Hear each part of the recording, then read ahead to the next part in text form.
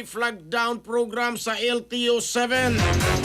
Magsugod karong adlaw, posibleng mahatag dayon ang plaka sa mga motorista. Pagabalitagi kan sa regional nga buhatan.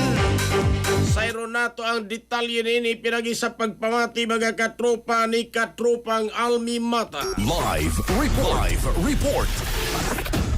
Yes, magsugod karong adlaw, Abril 14 ang friendly flag down operation sa Land Transportation Office 7 na batok sa mga sakinan nga walay plaka isip kabahin sa ilang hipakusog nga kampanya sa pagsunod sa balaod samtang nagatag usab og direktang tabang sa mga motorista. Ang maong programa ipatuman ubos sa direktiba ni Regional Director Attorney Wendell Dinglasan nga nagtumong dili lamang sa mapatuman sa regulasyon kundi usab sa paggiya sa mga tag-iya sa sakinan kun asa og unsaon pag-claim sa ilang motor vehicle plates.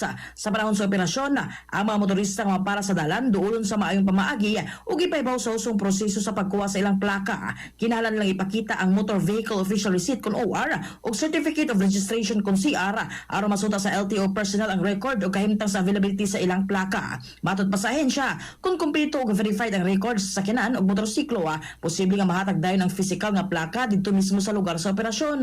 Gipasabot sa LTO-7 nga ang kalihukan sa public service oriented nga pamaagi din dili lamang susihon ang mga motorista kundi tabangan usab sila sa ilang mga kabalaka kabahin sa pag-issue sa plaka. Giawag sa ahensya ang tanang driver nga makigtimbayayong og kanunay magdala sa gikinahanglang dokumento aron mapaspas ang verifikasyon ug paghatag og serbisyo.